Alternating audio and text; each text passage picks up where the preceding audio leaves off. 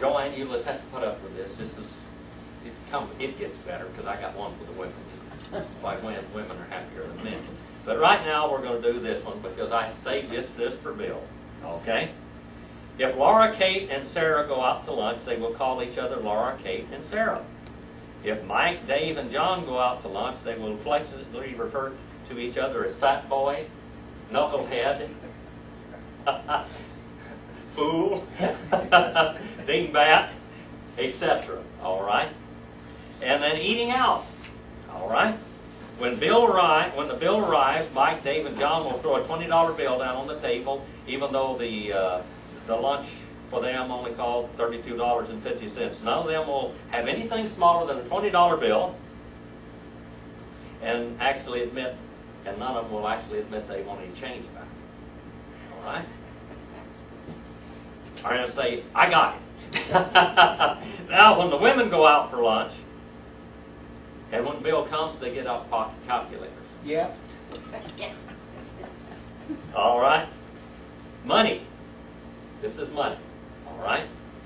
A man will pay $2 for a $1 item if he needs it only. A woman will pay $1 for a $2 item whether she needs it or not, just because it's on sale.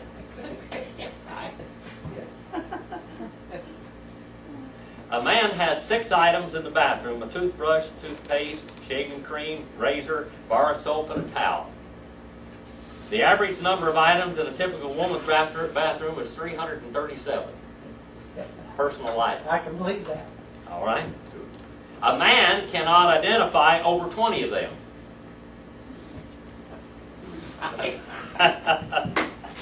Arguments. All right? A woman has the last word in any argument. If anything is said after that, the man's starting a new argument. Amen. All right? A woman worries about the future until she gets a husband. A man never worries about the future until he gets a wife. Yeah. Success. A successful man is one who makes more money than his wife can spend. I don't know any. And a successful woman is one who can find such a man. Marriage. A woman marries a man expecting to change him. A man marries a woman expecting that she won't change, but she does. All right, dressing up. A woman will dress up to go shopping, to water the yard, empty the trash, answer the telephone, read a book, or go out and get the mail. A man will dress up for weddings and funerals. Both fall under the same category. All right. Natural things now. Men wake up looking as good as when they went to bed.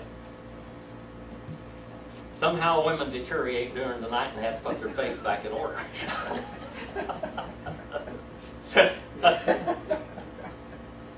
All right. Offspring. Now this is good. Children.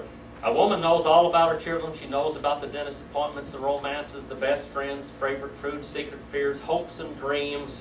And a man is vaguely aware that there's some little people living in the house with him.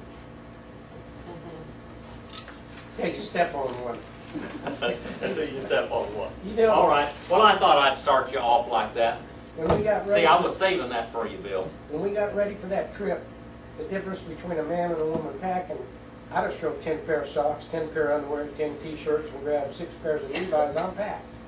This woman has got to color coordinate and have everything hanging on a deal. You know, and unpacked in 5 minutes, and it took her 2 days. You know, they're hanging all over the house, color coordinating out. You're getting some terrible stares. All right. That's why he never looks over here, because he knows. I have learned. All right. 2 Samuel. 2 Samuel. We may finish 2 Samuel today. All right. We may finish it today. I don't know for sure. I plan on trying to do it. We're going to... 19 is where we were last week. 19. This is where Absalom tried to overtake the kingdom of Israel. He split Israel and Judah again. He went down into Hebron and became king down there. He was a thorn in his father's side, and yet what does Absalom mean? Peace Father's, from the father, yeah, or peace of the father, or peace to the father. yeah. Okay? That's what Absalom means. But Absalom was anything but peace to his father. And his father loved him greatly. He loved him greatly. He actually, And when they had the war, David was more worried about them not hurting Absalom than he was about his own life. And then Joab has to reprove David because David is lamenting over Absalom, and the people are so depressed because here they have saved the king's life, and all they can do is cry for his son that was trying to kill all of them. So that was really dumb, and Joab goes and reproves David and says, get out there and act like a man and stand up and thank your people for saving your life, because your child would have killed you and killed all of us, and you would have been happy if he's still alive. Well, that just wasn't. Sometimes there's a tough decisions you have to make in life, and this was a tough decision, and basically Joab did it. Joab was a ruthless man. I'm going to tell you, Joab was ruthless, but sometimes he showed a lot of sense, and we're going to see that several times. He was ruthless, but sometimes he showed a lot of wisdom, and this was one of the times when he showed wisdom. Then we find Shimei came down, and he begged for David's forgiveness, and then, of course, Mephibosheth, David kind of said, how come you didn't go with me? He said, well, I was crippled and everything else, and by the way, you know, even Mephibosheth, whom David had shown great kindness to and taken and was feeding him at his table, he said, oh boy, I'm going to get the king now. My father's kingdom was restored back to me when David left. So he turned against him. Well, David welcomes them all back. He doesn't kill Shimei for cursing him. And of course, remember Shimei, his descendant was Mordecai in the book of Esther. So it's a good thing he didn't, because of his mercy and grace that he showed to him. We have Mordecai. And of course, King Anak, that Saul spared, which God told him not to do, that was Haman's ancestor. So here we have two forces, all right? And then we have Amasa murdered in the 19th or the 20th chapter, verses 10 through 12. He's put down. There's another revolt that comes up, and Joab takes care of that. And then the 21st chapter is a weird chapter in 2 Kings. 21st chapter. There's some weird stuff in here. Sister Andino, did you ever hear about the 21st chapter? Anybody ever preach on that? I don't remember. Don't remember. I mean, this is one people just avoid. They just avoid this because it's kind of a weird chapter. That's kind of like the one I told you about. We talked about hard times, hard knocks that men have.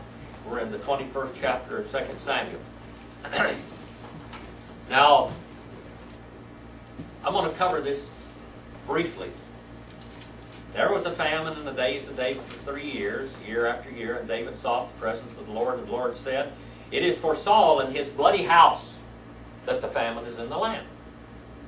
All right? They didn't know what's going on. God was promised to bless him in the land, didn't he?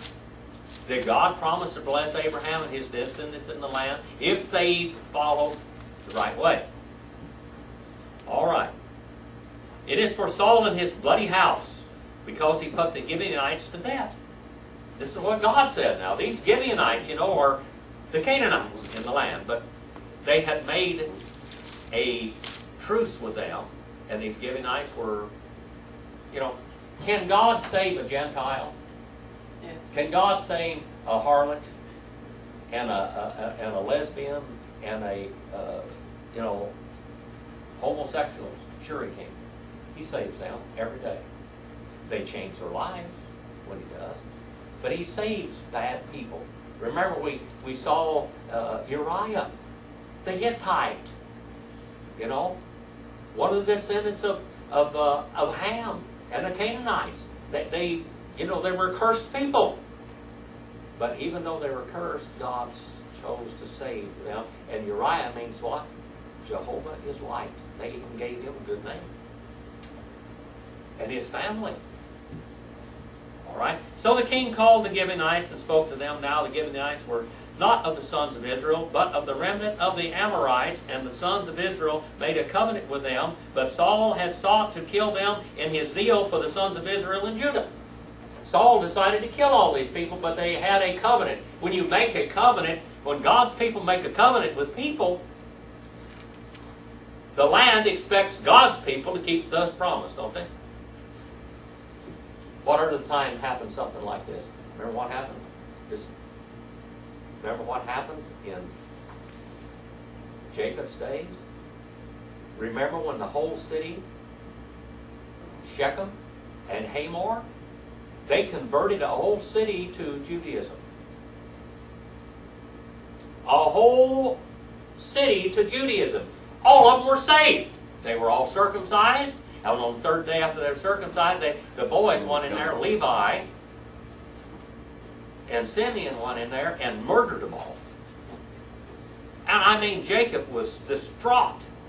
He said, man, he said, this is horrible. These people have joined us and going to follow our God. They signed the covenant of circumcision, and you murdered them all. We're going to stink in the presence of the land. Well, God didn't like this type of thing. Okay? And here's one time he brings it out very clearly. He causes a famine in the land because they have made a covenant with the people of the land. Evidently, God blessed the covenant. Not only did he bless the covenant, but he was going to hold Israel to it, even when Saul went the wrong way. Okay? And thus said David to the Gibeonites, what shall I do for you? And how can I make atonement? What does atonement mean? Sacrifice. At one meant. At one? At one meant. A state of being at one, at peace. Where you're at one, you're at peace with one another, okay? That's literally what it means, the state of being at peace with one another. All right? How can I make peace with you? What can I do to straighten out what Saul has done? Okay? Now, first of all, when a king was on the throne and he was disposed of, they usually did what to all his descendants? What did he do to all the descendants of that king that had been on the throne, his dynasty? They killed them all, wiped them out. Well, David didn't do that with Saul's bunch. He showed grace, all right? Then the Gibeonites said, we have no concern for silver or gold with Saul or his house, nor it is for us to put a man to death. In Israel, he said, I will do for you whatever you say. And so they said to the king. They changed their mind. The man who consumed us and who planned to exterminate us, genocide, ethnic cleansing, okay, from remaining within any border of Israel. That's 7. 7 is the number of what in the Bible? Perfection. Perfection. Thank you, Brother John. Can you read that verse number 6 for us, Dr. John? Let 7 men of his descendants be delivered to us, and we will hang them before the Lord in Gibeath of Saul, whom the Lord chose. And the king said, I'll give them to you. Now that's really weird, isn't it? Is this kind of unusual? Would you expect this to be? There's some weird things in the Bible that you wouldn't expect to be there. If I'd have been writing and inspiring the Bible, I'd have left this chapter out. Me. All right? Just like the chapter there where they killed all those people after they signed the covenant of circumcision with Israel. They went in and murdered them all. Boy. But the king spared Mephibosheth, the son of Jonathan, of Saul, because of the oath. What's the word oath mean? Promise? Huh? Bargain? What's it now? Bargain, agreement, It's a promise. promise. It's a promise, all right, yeah. It literally means to fence yourself in. When you make an oath or make a covenant, an oath, you fence yourself in. You can't go beyond the fence. So David could give those other ones to them, 7 sons, 7 descendants, but he could not do that to Mephibosheth because he had made a promise, even though Mephibosheth actually was deceitful to him, wasn't he? He betrayed David, but David still had a promise. He had fenced himself in with Jonathan. Because of the oath of the Lord which is between them and between David and Saul's son Jonathan. So the king took the 2 sons of Rizpah, the daughter of Aiah, and Aramoni, and Mephibosheth, whom she had borne to Saul, and 5 sons of Merab, the daughter of Saul, and she born to Adriel, the son of Barzillai, the Mehathalite. And he gave them into the hands of the Gibeonites, and they hanged them in the mountain before the Lord, so that 7 of them fell together, and they were put to death in the first days of the harvest and the beginning of barley harvest.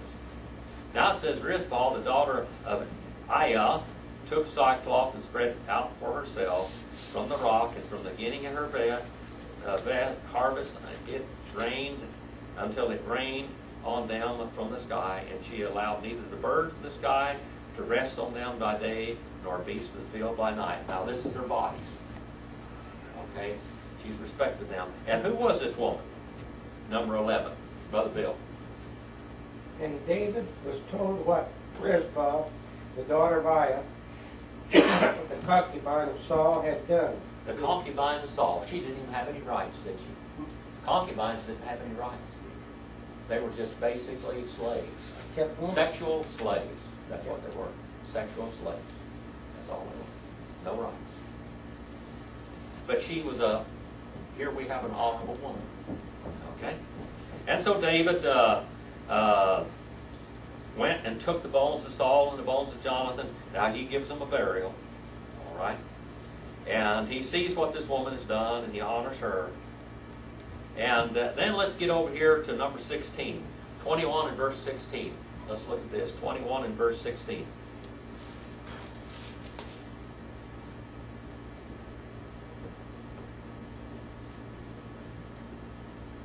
Dr. John, you want to read 16 for me? Okay, you want me to read 15 too? Yeah, I'll read 15 too. When the Philistines were at war again with Israel, David and his servants went with him down and fought against the Philistines, and David grew faint. Then Ishbi-Benob, who was one of the sons of the giant, the weight of whose bronze spear was 300 shekels, who was bearing a new sword, thought he should kill David. All right, now let's look at this now. All the giants aren't, all the Nephilim aren't killed yet, are they? Huh? There's still a few Nephilim around. Now this is the son of Rapha, all right? And he could even be one of David's, not David, but Goliath's brothers, or Goliath's son, all right? And these are Nephilim, all right? They're Nephilim. Sister Andino, the 17.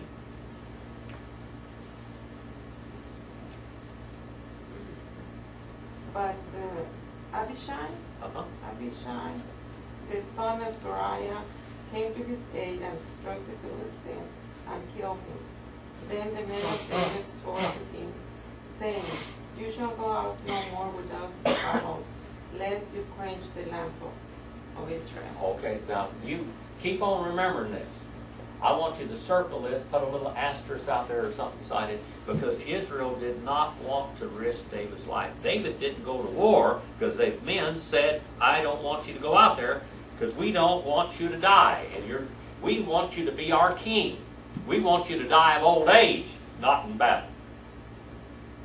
They knew that through David was going to be the Messiah. They know all this. Remember, there had been some psalms written and some prophecies already. Number 18. Now it came about after this that there was a war between the Philistines at Gob and Shebekah, and the Hushathite struck down Zaph, who was among the descendants of the giant. Write down that one. Now if you want to put down the giants in the Bible someplace, in your fly leaf, you go mark all of these places. Now we studied these I think on Sunday afternoon in the Genesis class, and I think we studied it on Sunday morning. But here is also one of the giants again. Okay? Giants. Now who are they? These Nephilim, the fallen ones. All right.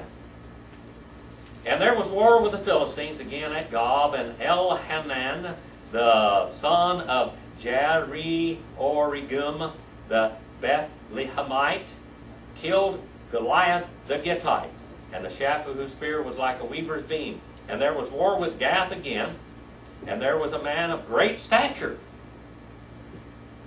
A man of great stature. He's another giant.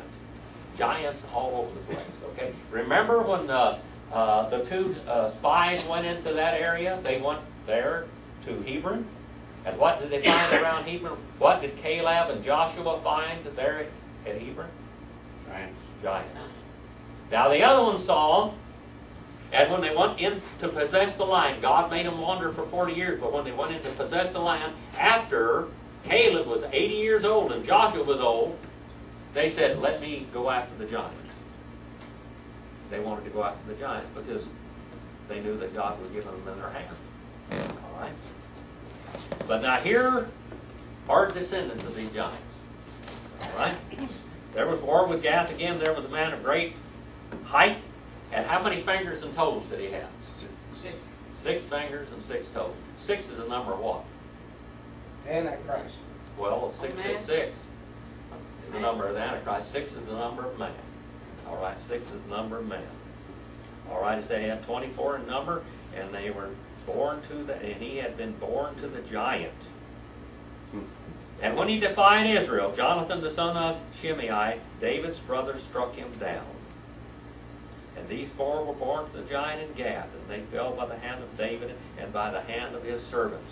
And then David writes a psalm of deliverance. What does the word psalm mean? And those of you that, you know, the Church of Christ people, they don't have music in churches. Did you know that? They don't have music in churches. You know why? Do you know why they don't? Or does anybody know enough about church history to tell me why that they don't have music in Church of Christ churches? It's not a happy religion, I can tell you that. I have heard some excuse for that, but I don't remember what it was. Well, actually, Alexander Campbell was a Baptist at one time. He became a Baptist. He joined the Baptist church, and the Baptists were having a lot of trouble with the Pedo Baptists. You know who Pedo Baptists are? They're baby baptizers, the Pedo Baptists. Okay? They were having a lot of trouble with the Pedo Baptists, wanting to sprinkle and pour on their babies. Okay? Well, Alexander Campbell came from over in England, I believe it was. He came over there, but he had a PhD in Bible languages. He was real sharp in Greek and Hebrew. Well, he came into America, and he was a great debater and a speaker. And he joined and he baptized some people, and he had a Baptist minister baptize him. And that's how they started that group. Well, Alexander Campbell went into Baptist churches. Baptist churches at that time wouldn't have any music in their churches. Did you know that? Baptist churches would not have instrumental music in their churches. Sister Athena, do you know that? I didn't know After that. all these years. They would not have instrumental music in their churches. And why didn't they want instrumental music in their churches? Why didn't the Baptists? Where had Baptists come from in Europe? Just think about it. There was quite a few of them. Germany, didn't they? Well, yeah, They Germany. were up in those mountains. That were up in the mountains, all in the mountainous region. They had to live out in the rough areas. Finally, it became legal to be a Baptist after a while, even though you were persecuted anyway. You know, it's illegal to be a Baptist in Utah, but you've got a lot of problems getting a job there and different kind of stuff. Where our student, Ken Glenn, went over there, and he started a church over there in Utah, but they can't get any water rights for the church houses. They can buy a church house, but they can't get any water rights for it. All right? So that's the way it's always been. Now in England, the Church of England, the Catholic Church, they always had big organs. and big ensembles of musicians or whatever, with all their displays, and especially the Protestants. We have Luther and we have Calvin coming out. They were both Catholic priests. They came out of the Catholic Church, and their great big cathedrals, and their great big expensive organs, and pianos, and orchestras. And then we have Mozart, and we have Beethoven, Haynes, Stokowski. all of those great musicians. You know who they were working for? The Lutherans, and the Church of England, and Calvin's groups. They were having these great big orchestras in these churches, and the Baptist says, that's not godly. They were exalting their priests and putting them up on these platforms, and the Catholic or the Baptists put their priest in the ground. They looked, the congregation looked down on the pastor, and the Catholics and Protestants put him up on a pulpit platform. And the Baptist said the pastor is a servant. He's not a lord over the church. And of course, in all of the Protestant churches, the pastor was the Lord, because he was the priest. You know, you have Anglican priest, you have basically Episcopal priest, you have Lutheran priest, all of this. And they wore their holy little collars. Baptists never did that. And because they were paying all of this great amount of money and building all this with all of their affluence and all of their opulence, the Catholics said we won't have, or the Baptists said we won't have no part with any of that. We won't have orchestras, we won't have big bands, and we won't have organs in our churches. And that went on until the 1800s. When Alexander Campbell joined the Baptists, Baptists still didn't have orchestras in them. And so he took that and he defended, and then finally he started having debates, and he debated against pedo-Baptists. I have a book at home about that thick called Baptizo. Alexander Campbell from the scriptures showed them the word baptizo meant to immerse. Nipto meant to pour, and rantizo meant to sprinkle. And if the Lord wanted a sprinkle or poured upon, he'd use those words. And of course, the Peter Baptist wrote a whole book and explaining how it could be a rite and not an actual immersion. But of course, baptism typifies what? The death, burial, and resurrection of Jesus Christ. How are you going to bury somebody by sprinkling them on? And how are they going to be raised up? They die down to the water and they're raised back up again. Well, at that time, then the Campbellites, what became the Campbellites, Alexander Campbell took whole, complete association of Baptist churches with him. And they started what they called the Campbell churches, or the churches of Christ. And they would trace their lineage back to Jesus Christ, and they believed in a lineage, a succession. And Alexander Campbell's, there are some of his printed debates with those Pedo-Baptists saying that the Baptists traced their lineage all the way back to Christ, and that they had a succession of churches all the way down. And of course, when you see any of these real old Church of Christ churches, it'll say founded when? AD 33. All right. But that's where Alexander Campbell and the Church of Christ got their no music. Now Baptists finally got over, you know, the Baptists are like cows. If you scare them on one side of a great big pasture, they'll run plumb to the other side, but they'll drift back sooner or later. All right. Sister Andino. And how can they claim that the Church of Christ, that they started on AD 33, when Alexander when he started the Church of Christ? They borrowed that from the Baptists, because the Baptist churches were started in AD 30, basically. Yeah. All right. If you got to, the churches were called out in the beginning of Christ's ministry. And of course, then they get a little goofy later on. You know, a lot of people start the church on the day of Pentecost, and that's when they say the first gospel sermon was preached on the day of Pentecost, which it wasn't. They had preached a lot of gospel sermons before that. Matter of fact, the gospel had been preached to Abraham by God himself. Brother Bill. I might add that Alexander didn't quit the Baptist church. He got kicked out. His He was preaching got so excluded. radical. They would not allow him to preach in their churches. He was going around and preaching revivals. And the associations, he was taking whole associations with him into his heresy. He became a heretic finally. Yeah. And then he became baptismal regeneration, and all that was started later. But in the beginning, he was a Baptist. He stood up for Baptist principles. Brother Rick. He was a Scot, wasn't he? What? Campbell, he was a Scot. I think A so. Scotsman?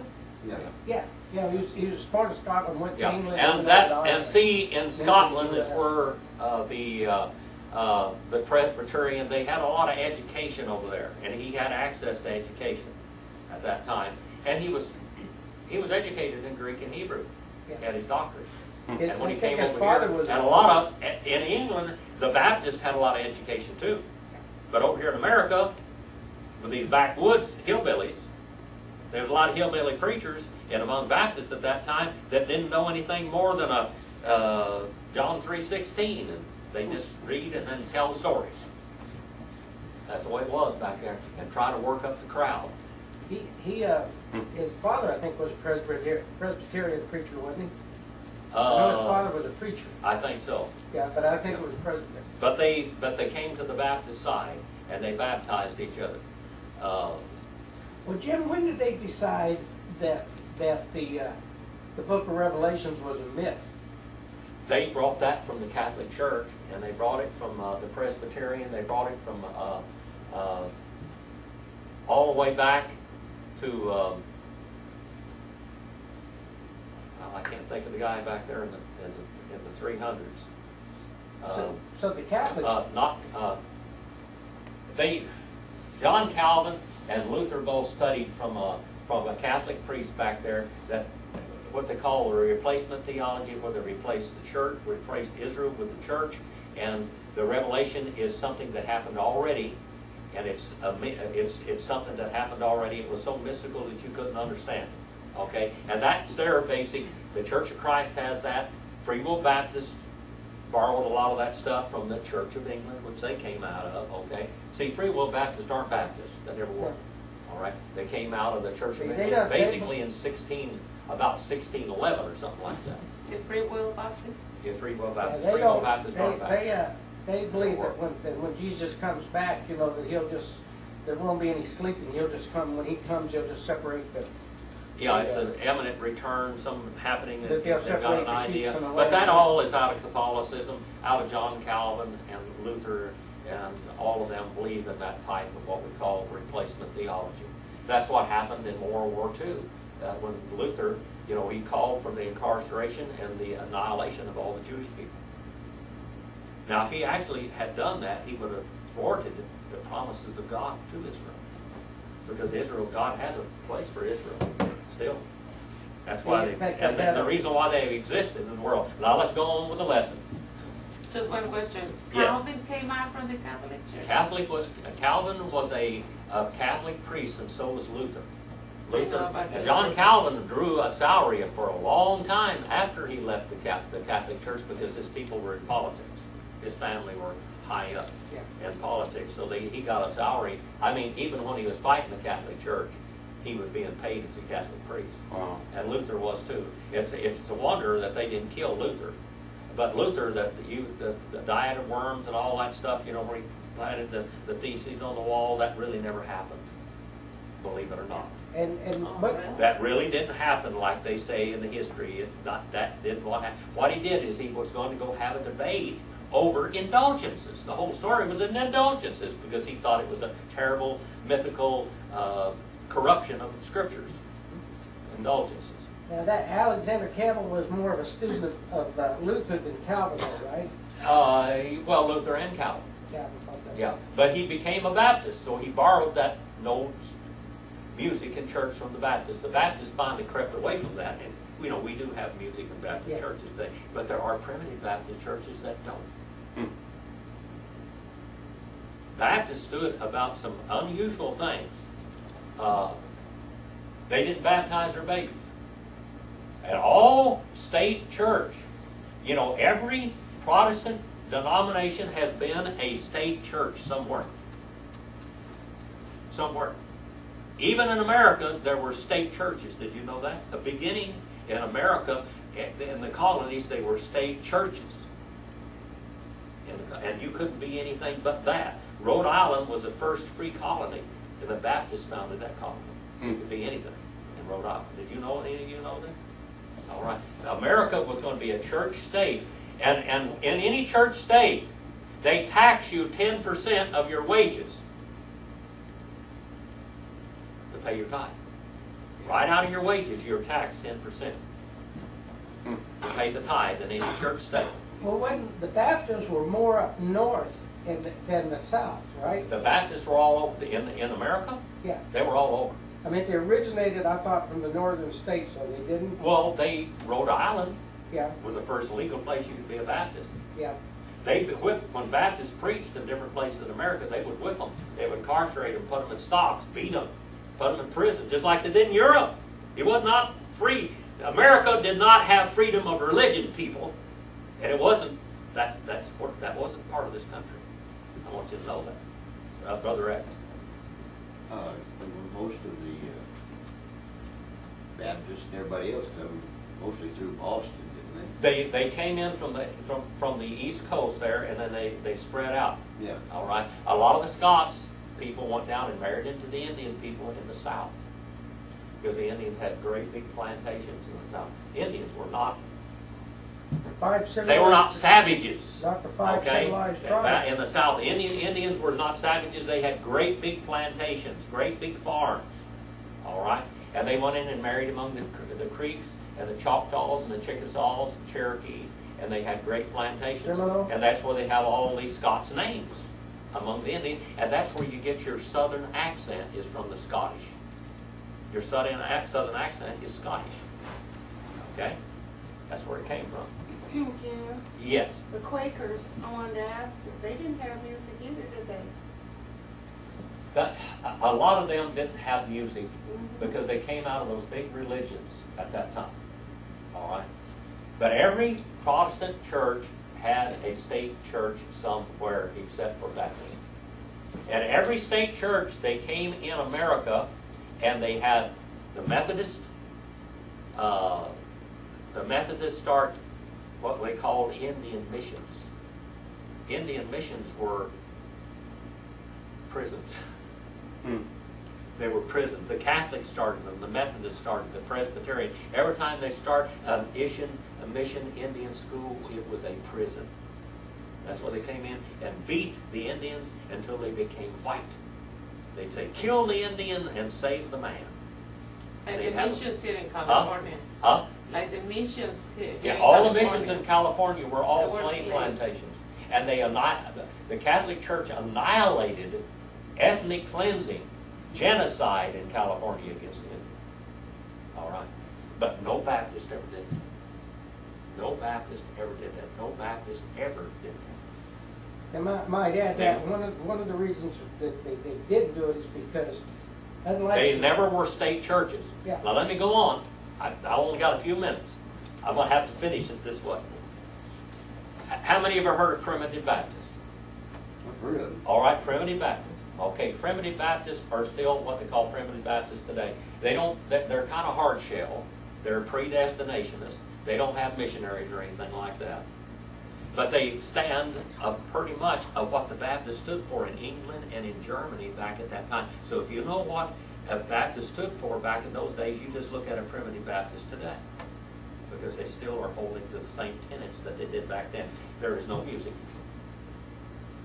No music in the church. I mean, they have singing only, a cappella. All right, no musical instruments in the church.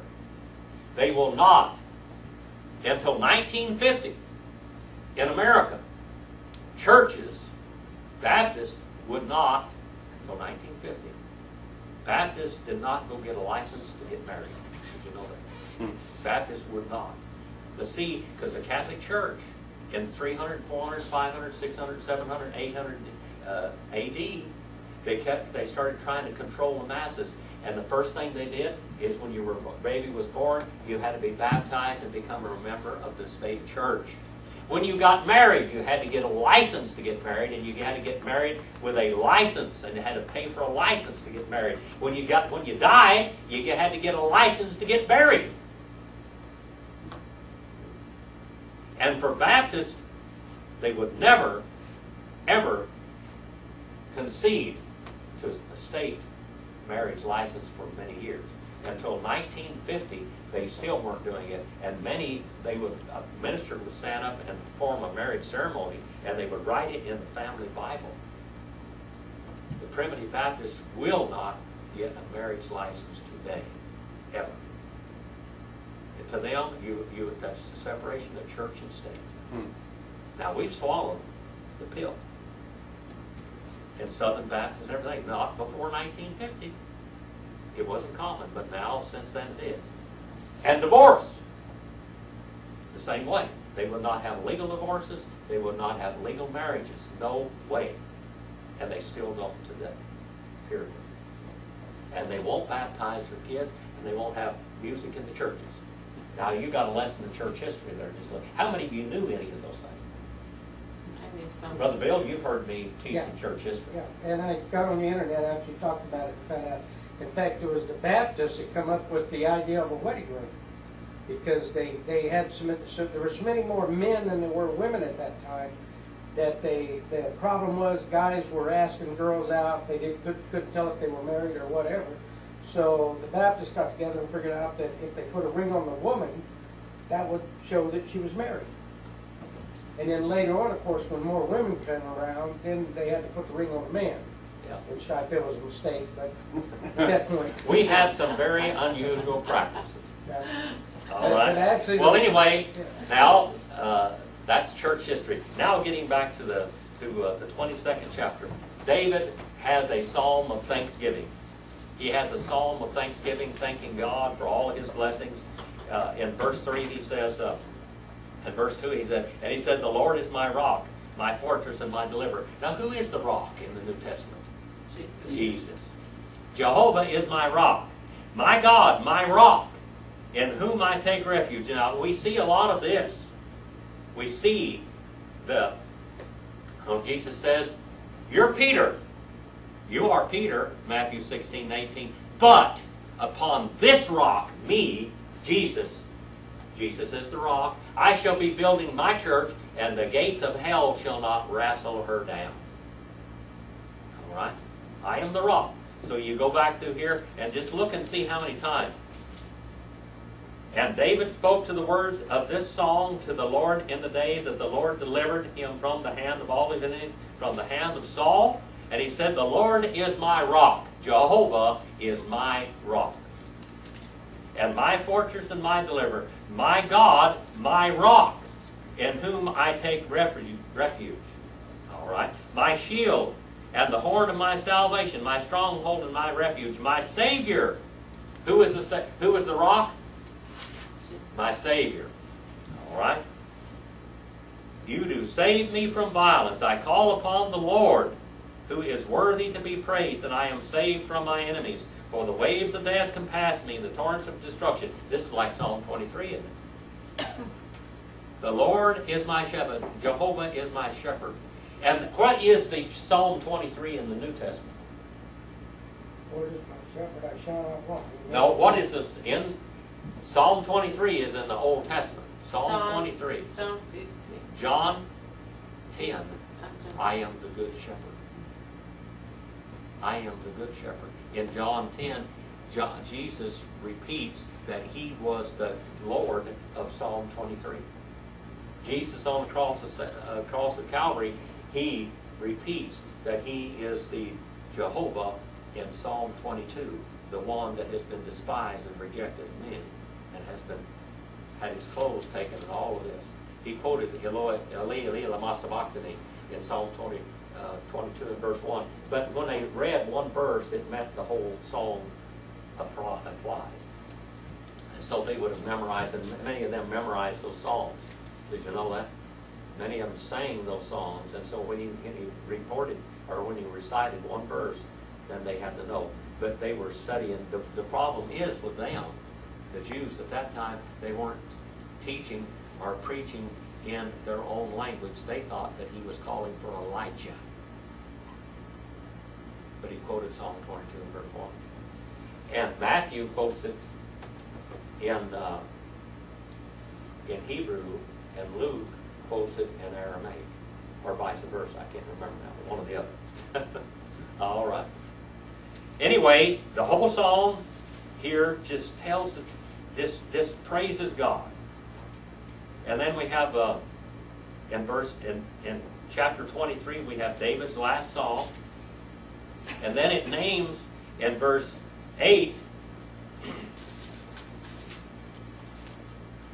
23 and verse 8, it talks about his mighty men. These are the mighty men of David, and it names them. And then in chapter 24, we have a problem. A problema. Mucho problema. What is a mucho problema in chapter 23? David numbered Israel. What's so bad about taking a census? God told him not to. God told him not to take a census and not to trust in numbers. Now he just got to praising God and everything else. God delivered him from all his enemies and everything else. It didn't matter whether he had 500,000 men or 10 men. God was going to win the battle. But David got a little bit worried about numbers. And he wanted to know how many fighting men he had. So it's like if David was trusting on the man rather than... That's right. He was trusting in number. Remember when old Elijah was there, when they were going to, Elisha and all of these, you know, the different times that happened through there? It didn't matter how many people were against them. God was the one that was behind them. And angels. Angels. There's angels all around us. There's angels here witnessing what we're doing today. There are angels in this room. They are here. There are spirits in this room today. Jesus said, when 2 or 3 are gathered in my name, I will be there. Well, I'll be in the middle. Yeah. Yeah. Well, that's his spirit. We have Jesus and the Holy Spirit here with us now. Well, now, let's go back and straighten that one out. Who's he talking to? The people. Who was Jesus talking to? To his He's church. talking to his church. Yeah. When there are 2 or 3 church members gathered together in his name, as little as 2 or 3 people can build it will constitute a church if you're out someplace else and there's only 2 or 3. It's a church capacity now. It's not just believers. A lot of people use it as believers, but it's not. It's talking about church capacity. Where 2 or 3 are gathered together in my authority, I will be there as the comforter and the leader into all truth. The Shekinah glory will be resting upon that little assembly, that little church. The Shekinah glory is there. And when you tell, it is. When you tell a Church of Christ person that believes they have to be there no matter how sick they are, that it gets them. Because they believe that a building is going to save them. All right. Let's go on a little further. Don't trust in numbers. That's the whole story. Don't trust in what you can do. Trust in God. That's hard for mankind to do, isn't it? It's hard. It's hard to trust in God. We have, how long have men have been having this trouble? Since Adam. How long have women been having this trouble? Since Eve. It's in the human race. It's the Adamic nature. We have to have security. But who really takes care of it? Who really provides? Brother Bill, all of your life you worked as a salesman, and you worked and you made money and you raised your family. But who kept you out there in the workforce all those years? God. God did. God and my wife. God did. He might have used your wife too a little bit. But God kept you out there. He told me here a while back, I don't know how I did it. Their doctors don't know how I even did what I did. You know why? You know how you did it? By the strength of God. God doing that. You know what? You can be cut off when you're 25 years old. You can go zip and you're gone. We don't have an extra day. We don't have an extra week. You know how many hours have gone by since last week? Just 7, what is it, 188 hours in a week? Something like that, if I remember right. 188 hours in a week. We could have died in any one of those 188 hours. We need to trust in God. Well, anyway, David, old Joab was sharp again now. Joab in verse number 3, he said, the king don't do this. Don't do this. But David prevailed against Joab. And he won out, and they mustered all of them. And then look what happened in verse 13. In verse 13 now. So Gad came to David and told him and said, shall 7 years of famine... Oh, no, go back up a little bit further. They numbered, we're in the chapter 24. Verse 10. Yeah. 24 and verse 10. David's heart was troubled him after he had numbered the people. And David said, the Lord, I have sinned greatly in what I have done, and now, O Lord, please take away the iniquity of thy servant from I have acted foolishly. I didn't trust in you. Then he said, I'm going to give you 3 choices. All right, I'm going to give you 3 choices. I am offering you 3 things. Choose for yourself one of them, that I may do. And so Gad came to David and told him, shall 7 years of famine come to you in your land? Oh boy. Or will you flee 3 months before your foes while they pursue you? Or shall there be 3 days of pestilence in the land? These are all the choices. Now consider and see what answer I shall return to him that sent me. David said to Gad, I am in great distress. Let us not fall into the hand of the Lord, for his mercies are great, but do not let me fall into the hand of men. He had been chased by men all his life, hadn't he? He said, I don't want to be a fugitive for so many months. Let's just fall into the hand of the Lord, and I'm going to trust God.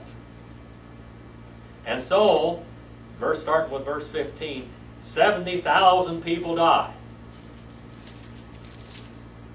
And then David builds an altar, number 18. Verse number 18. David builds an altar. See, we're almost finishing this chapter. We're going to get it. David built an altar at Onan's threshing floor. He goes up there and said, David said, make an offering to the Lord, and I'll stop the pestilence. Because all these people are dying. And David said to the Lord, Lord, I sinned. They didn't sin, and they're dying. Well, he sinned when he sent those men, Uriah, against that wall out there, and all those mighty men, his elite officers, died with Uriah. And there was about 200 people died. And then when his son rebelled against him, Absalom, how many people died? 20,000 people. So his 200 multiplied into 20,000. So now 70,000 people have died over David's sin. And he said, it's my fault. And he said, go up and erect an altar in the threshing floor of Onan or Arunah, the Jebusite. And then he tried to give him the threshing floor. And you know where that is? Right here. That's where that threshing floor was, right there. Under the Mosque of Omar. That's where the threshing floor was, right there. I don't get the significance of the angel being by the threshing floor. Well, it's a representative. It could have been Jehovah. The angel could have been Jehovah, Yeah, true, speaking to David. Still don't understand why it's at the threshing floor. Okay, the threshing floor. Well, it was just the threshing floor. Where would it be? Where would Mount Moriah be? That's where the altar of the temple was going to be in later years.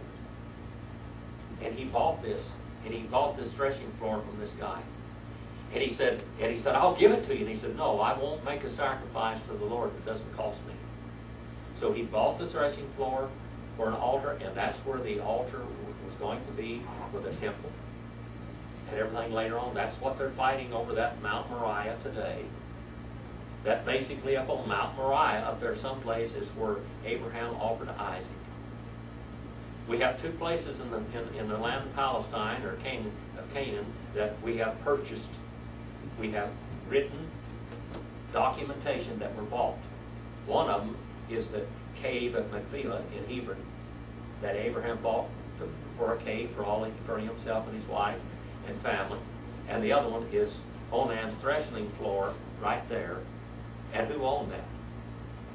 David bought it. Now the Muslims will swear David never lived, that he's a mythical character. Well, if he's a mythical character, then that. Well, anyway, after David made the offering there and everything else, the Lord ceased, and now we go into the next book, the first book of Kings, and we'll be going through this quickly. All right. All right. Do you have any last statements before we go, Brother Bill? It's yours. It's yours. Come up here. People here that need some friends. Once again, Jim, you outdid yourself. That was good. Very good. Sometimes I think you can't get any better than go get something.